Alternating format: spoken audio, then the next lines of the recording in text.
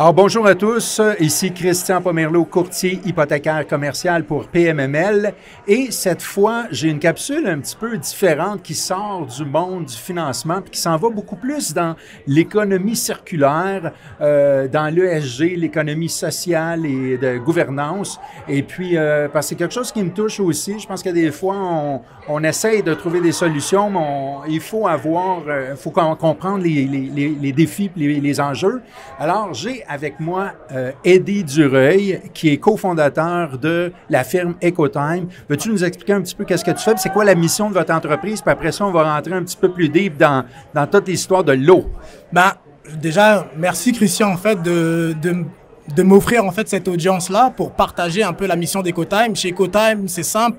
On veut aider chaque personne, chaque citoyen, municipalité, promoteur immobilier à réduire l'empreinte de l'eau dans les bâtiments sans que ça change le style de vie de personne. Donc, on a des systèmes qu'on installe à la construction ou dans des rénovations majeures pour aller récupérer les eaux des toitures, mais en même temps les eaux des bains, des douches, les eaux qu'on utilise tous les jours, qui est censé aller à l'égout, qu'on récupère, qu'on redonne une seconde vie pour l'envoyer dans les endroits où l'eau potable n'est pas nécessaire. Au 21e siècle, pour moi, ça fait pas de sens de dépenser de l'eau potable dans les toilettes. C'est du bon gros sens.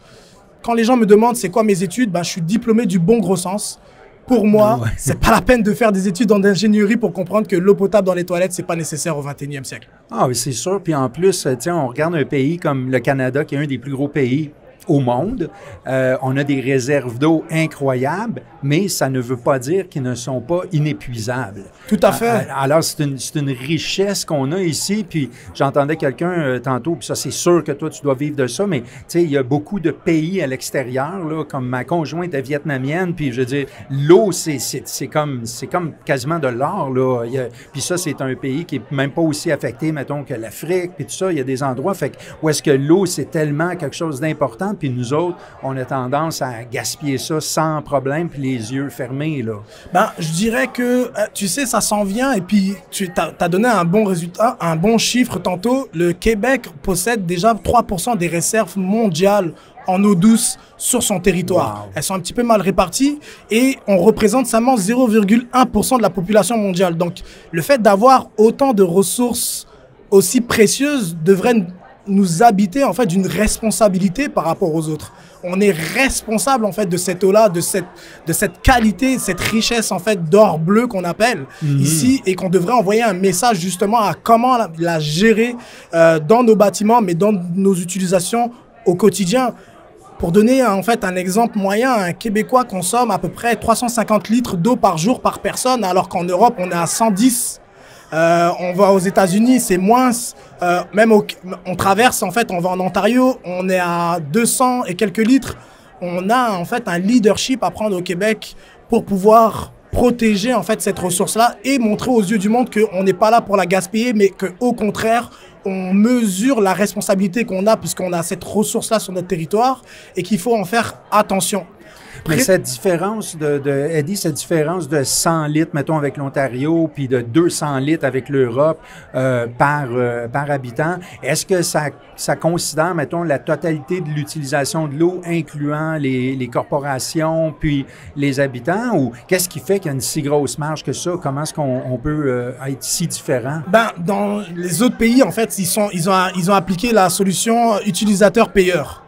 Donc les gens sont beaucoup plus conscientisés, ils ont des compteurs et ils reçoivent des factures mensuelles de leur consommation ou trimestrielles ou à tous les 6 mois. Nous, on a une taxe ici qui ne reflète pas vraiment notre consommation au quotidien. Donc on a évalué en fait que c'est à ce montant-là. Et bien sûr, il y a des fuites. Il y a une partie aussi qui est responsable, c'est qu'il y a des fuites. Nos réseaux sont très désuets, donc ils sont très en fin de vie pour être transparents. Donc on a aussi cette problématique-là où il y a un pourcentage en fait de ce montant-là qui représente en fait une part de fuite, mais en même temps, de notre côté, on a un faux sentiment d'abondance, que l'eau est une ressource, qu'on en a tellement parce qu'on a tellement de fleuves, et les gens ne font pas la distinction entre eau douce, qui est l'eau de nos nappes phréatiques qui viennent du sous-sol, et eau de surface. Eau de surface, on en a beaucoup, on a beaucoup de lacs, beaucoup de rivières, mais eau douce, c'est ça qui diminue le plus, et c'est celle qui coûte le moins cher à traiter. versus en fait les eaux des lacs, en fait, où ça prend de l'énergie, il faut pomper, il faut traiter avec les micropolluants émergents, toutes les problématiques qui arrivent en fait au niveau justement en fait des déversements qui se passent dans nos rivières. Ben, il faut ajouter plus de traitement et malheureusement, on n'est pas en capacité en fait de traiter ces eaux-là de manière je vous dirais sécuritaire ou sanitairement parlant intéressant parce que on consomme trop d'eau. Ça coûte trop cher en fait d'acheter en fait des équipements qui pourraient traiter ces eaux-là. Ouais. OK, je comprends. Puis c'est sûr que dans à peu près tout, dans l'énergie comme dans d'autres choses, le principe d'utilisateur-payeur va pas mal tout le temps être une forme de ticket modérateur. Exact. Là, on le voit pas direct, on le voit sur notre consommation électrique. Mais est-ce que tu penses que c'est quelque chose qui devrait être mis en place? Est-ce que les taxes devraient, comme les villes en ce moment, ils taxent pas toute l'eau, là? Ouais, mais les villes payent pour l'eau et subventionnent beaucoup en fait pour nous acheminer l'eau. Mais le problème, c'est qu'il y a des déficits et aujourd'hui, il y a des municipalités, malheureusement, qui arrêtent des développements immobiliers parce qu'ils ne peuvent plus fournir de l'eau potable à leurs citoyens. Ça, c'est quelque chose, on se dirait, bah, ça ne pourrait pas arriver en fait au Québec. Après, il y en a qui vont dire, bah oui, mais ils ont fait de l'étalement urbain partout, ils n'ont pas pris en considération en fait les nappes phréatiques ou quoi que ce soit, mais ce n'est pas une question de ça, c'est une question en fait de gestion de l'eau. Aujourd'hui, en fait, dans le bâtiment, de 35 à, ça peut monter jusqu'à 75% de l'eau qui rentre n'a pas besoin d'être potable. Pourquoi on continue à délivrer des permis en autorisant, en fait, sachant ce pourcentage de gaspillage-là qu'il va avoir dans nos habitations. Donc, c'est sur ce sujet-là que Ecotime souhaite se positionner. Donc, fournir des systèmes qui permettent à chaque citoyen de réduire son empreinte sur l'eau sans que ça change son style de vie. C'est-tu des appareils de mesure que vous faites? Parce que tantôt, tu as commencé en disant de récupération. Donc, que ça, c'est quelque chose de différent d'appareils de mesure qui compterait, mettons, l'eau qui rentre dans un immeuble ou l'eau qui sort. Ou... Ben, vous savez, ce qu'on a pu voir depuis qu'on travaille sur le marché, c'est que politiquement, c'est pas sexy en fait de dire aux gens que vous allez surveiller leur consommation d'eau. Parce que les gens, ils se disent, c'est comme si vous me taxiez pour l'air et c'est comme si tu mesurais en fait maintenant ma consommation d'air. Moi, je viens d'un pays où je payais pour l'eau. Donc, je suis né, j'ai grandi là-dedans. Donc, j'ai un peu, en fait, une historique un peu biaisée parce que moi, j'ai grandi dans ça. Moi, j'ai trouvé ça normal. C'est quand je suis arrivé au Québec, j'ai vu que les gens ne payaient pas pour l'eau, qu'ils n'avaient pas de consommation. Je me suis dit, waouh, y a-t-il un problème ou c'est moi, en fait, qui pense que ça ne devrait pas être comme ça? Mais ça allait comme ça ici. Donc, je l'ai compris. De par mon expérience, je l'ai vu que ce n'est pas vers un chemin que les politiques veulent aller, taxer l'eau. Donc, on leur dit, si vous ne voulez pas taxer l'eau, il faudrait changer notre façon de gérer l'eau dans nos bâtiments. Parce que ça permettrait en fait justement d'éviter la taxation, mais en même temps, ça permettrait aux gens de réduire leur consommation d'eau sans que justement ils soient taxés. Puisque au final, je pourrais dire, c'est que quand on installe un dispositif de réduction d'eau, c'est pas l'utilisateur ou celui qui installe, qui fait l'acquisition du système, qui récupère le retour sur investissement du système. Ouais. C'est la municipalité qui va économiser en bout de ligne via en fait l'économie de rejet et l'économie d'envoi d'eau dans le bâtiment. Donc, c'est massif, là. C'est des oui, gros, on parle de 35, ça peut aller jusqu'à 75% en fait de la consommation d'eau d'un bâtiment. Donc, si une municipalité, on multiplie ça par le X nombre de bâtiments, on peut faire très vite le calcul.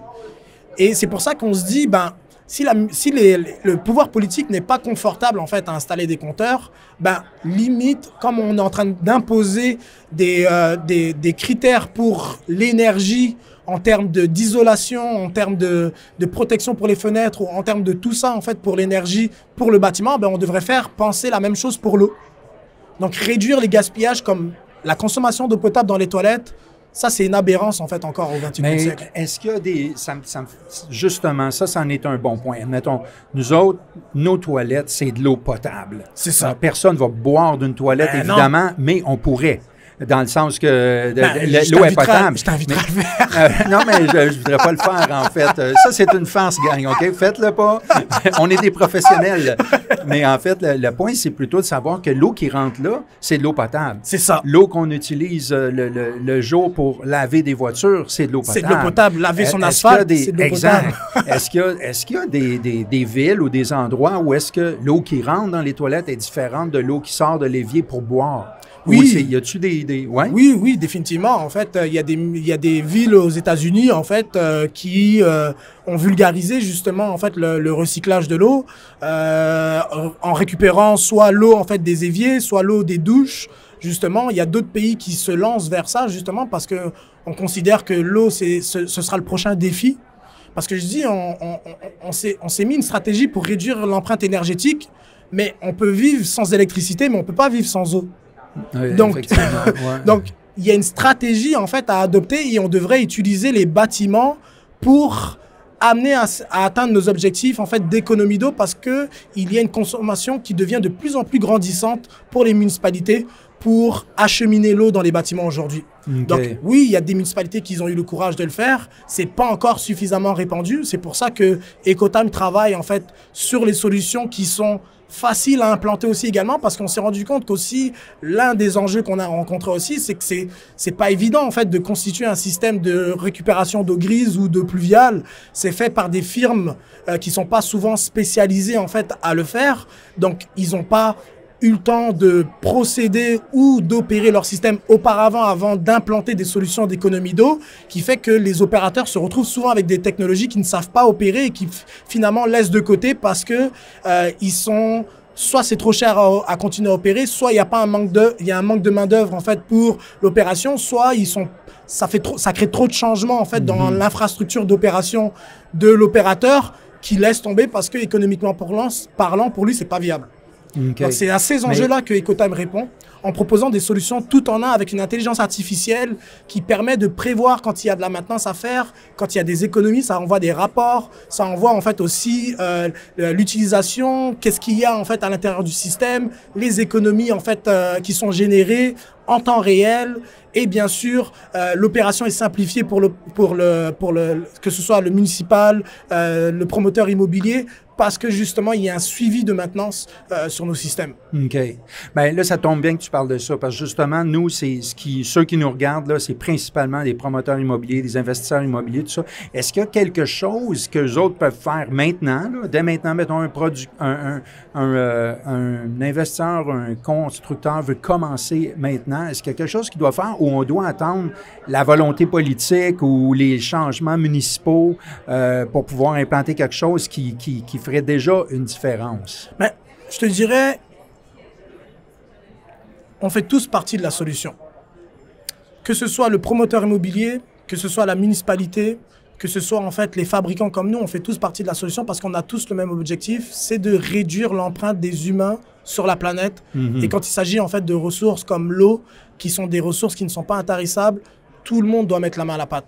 L'inconvénient, c'est qu'on est très lidé par l'aspect économique en niveau immobilier. Et c'est ça, en fait, l'inconvénient, c'est que, justement, étant donné que l'eau n'est pas facturée à la consommation, investir dans des équipements qui sont hydroéconomes, qui font de l'économie d'eau pour la municipalité, mais pas pour le promoteur, font que les promoteurs n'adhèrent pas, en fait, à installer des dispositifs hydroéconomes. Donc, tu viens de me voler ma prochaine question. Non, mais c'est parfait. C'est parce que justement, je voulais dire, qu'est-ce qu'aujourd'hui un entrepreneur a à gagner de vraiment s'attarder à ça puis dire hey, moi je veux, à part le fait de dire hey, je contribue à l'économie circulaire, je contribue à avoir une meilleure gouvernance de toutes les énergies, tout ça, mais qu'est-ce qui pourrait aujourd'hui gagner de mettre des systèmes ou de s'appliquer là, sans qu'il y ait ces ristournes-là ou ce travail-là fait de la municipalité? Y a-t-il quelque chose en ce moment qui peut dire il y a des programmes en fait de subvention déjà pour pouvoir justement atténuer en fait les coûts. Montréal en fait en a. Il y en a au niveau fédéral aussi également. C'est juste que ces programmes-là sont orientés vers le type de public municipal présentement parce que c'est le municipal qui paye pour l'eau. Nous, ce qu'on dit en fait quand on a un projet, qu'on parle avec des promoteurs immobiliers, il faut s'asseoir aussi avec la municipalité à la table quand vous allez justement obtenir votre permis pour demander des exemptions de taxes, pour demander en fait des crédits, pour demander en fait justement des ristournes parce que économiquement, vous allez permettre à la municipalité de réduire son traitement d'eau quand vous allez installer des dispositifs hydroéconomes pour sa station. Ces économies-là, normalement, elle les aurait engendrées pour elle, mais elle doit les repartager si elle veut que justement ça se vulgarise.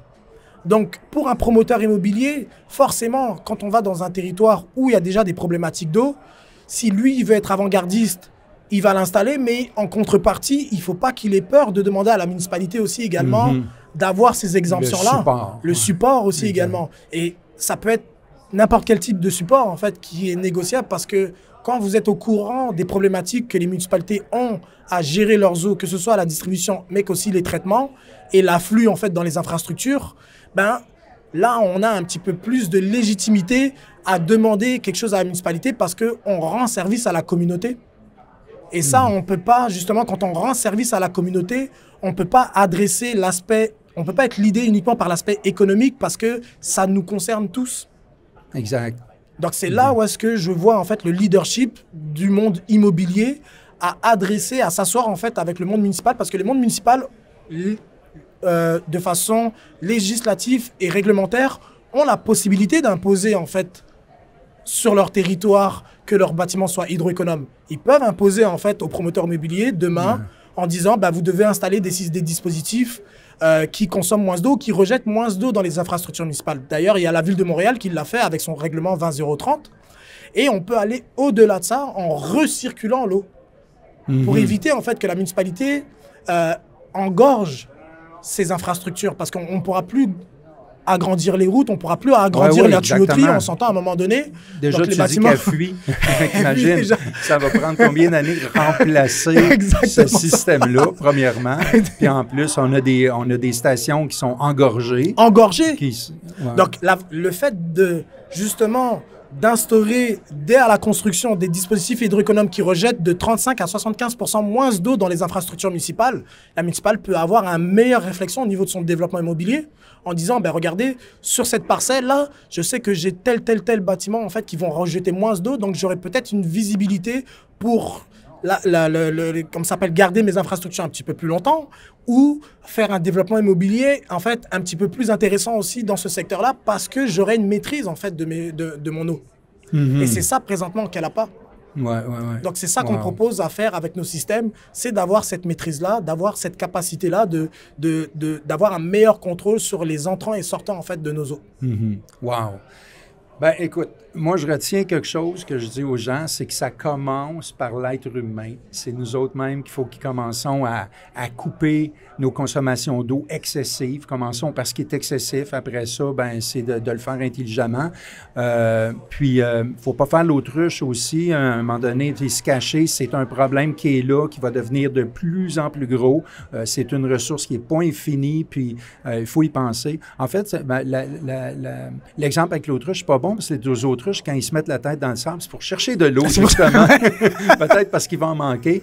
Écoute, Eddie, merci beaucoup d'avoir accepté cette entrevue. Merci, je suis content d'entendre qu'il y a du monde comme toi qui... Je pense que vous êtes un peu en avance sur votre temps, mais on a besoin de monde comme ça, justement, pour commencer à mettre dans les mœurs ces changements-là, commencer à faire de l'équipement physique, des vraies solutions concrètes. Fait qu'on a besoin de ça. Fait que merci beaucoup d'être là, d'avoir fait ça. Merci puis, à toi. Bon succès. Je voudrais juste passer un message parce que moi, j'ai des enfants, puis pourquoi je me suis lancé là-dedans, c'est parce que je voudrais pas que demain, mes enfants me disent, ben, si tu as manqué d'eau, papa, c'est parce que toi, quand tu étais plus grand, tu chiais dedans.